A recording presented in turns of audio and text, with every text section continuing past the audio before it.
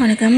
இந்த பதிவில் நம்ம என்ன பார்க்குறோம்னா, நம்ம எல்லாமே வந்து ஃபேமிலிக்குள்ளே தான் இருக்கோம் இல்லைங்களா? அப்போ இந்த ஃபேமிலிக்குள்ளே இருந்தே நம்ம வந்து முத்தி அடைஞ்சிடலாம் அப்படிங்கிறத பற்றி தான் நான் வந்து சொல்லிட்டு வரேன். இப்போது கணவன், மனைவி, இல்லை சொந்தக்காரங்க, இல்லை யாரோ ஒருத்தவங்க என்ன ஒருத்தவங்க மூலமே யாராலேயோ ஏதோ ஒரு பிரச்சனை வந்து வந்தாலுமே நம்ம வந்துட்டு அதை வந்துட்டு நம்ம குழந்தைங்க வந்து பாதிக்கப்படாமல் இருந்து தான் நம்ம செயல்படணும். சரிங்களா? இதை தவிர்த்து நம்ம வந்துட்டு டைவர்ஸ் வாங்கிட்டு போகிறதுன்னு பார்த்தீங்கன்னா, அந்த குழந்தைகளுக்கு நம்ம செய்யக்கூடிய வந்துட்டு ஒரு நம்பிக்கை துரோகம். சரிங்களா? அந்த அந்த வேலையெல்லாம் செய்தோம்னா நமக்கு வந்து முக்தி வந்து கிடைக்காது. சரிங்களா? அந்த வேலையை நம்ம செய்யவே கூடாது. ஏன்னா வந்து பாவத்தை சேர்த்துக்கிறோம், நம்பிக்கை துரோகத்தை செய்கிறோம் நம்ம பிள்ளைங்களுக்கு. சரிங்களா? அதனால் அந்த வேலையை மட்டும் நம்ம செய்யவே கூடாது. இப்போது நம்ம எந்த மாதிரி நம்ம வந்து செயல்படுறது? இப்போ ஆப்போசிட்டில் இருக்கவங்க வந்துட்டு ரொம்ப ரொம்ப ராங்காக தான் எப்பயுமே இருக்காங்க, அது வந்து அவங்கள வந்து ஒன்றும் செய்ய முடியாது அப்படிங்கிற ஒரு தாட்னால அவங்க அதே மாதிரி தான் இருக்காங்கன்னா, நான் அதான் நான் ஆரம்பத்திலே சொல்லியிருக்கேன்.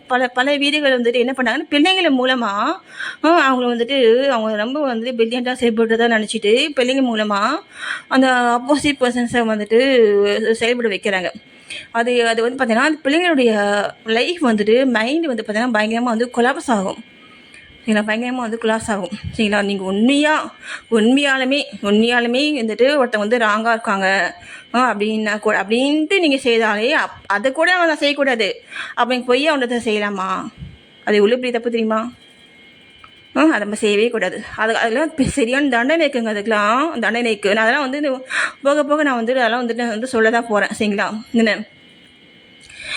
நம்ம எந்தெந்த தவறுகள் செய்தால் என்னென்ன தண்டனை இருக்குது அப்படிங்கிறது தெரிஞ்சால் தானே நம்ம செய்யாமல் இருப்போம். சொல்லுங்கள்.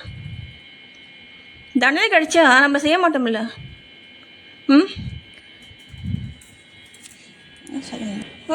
அப்போது அந்த மாதிரியான சூழ்நிலையில் நாங்கள் வந்துட்டு என்ன தான் செய்கிறது அப்படின்னா, அதுக்கு தான் பார்த்தீங்கன்னா பொறுமை.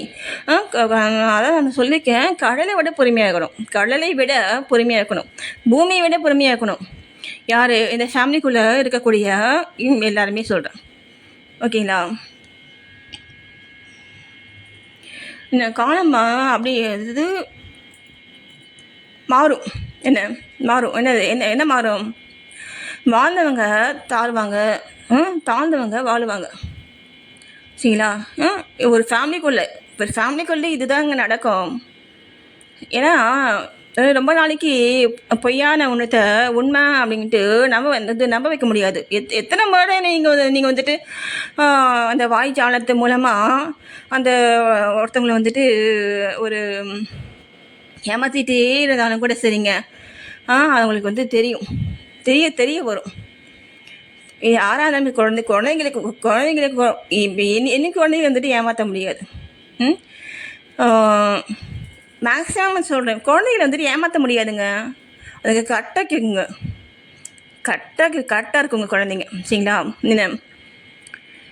அதனால் போக போக அந்த யார் வந்து தவறு செய்கிறாங்களோ அவங்களுக்கு தண்டனை கண்டிப்பாக உண்டு. சரிங்களா? தவறு செய்தவங்களுக்கு தான் தண்டனை, பாதிக்கப்பட்டவங்களுக்கு கிடையாதுங்க தண்டனை. சரிங்களா?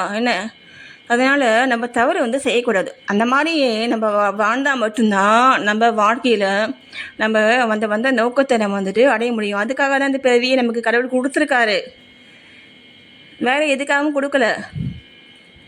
ஓகேவலா? நன்றி.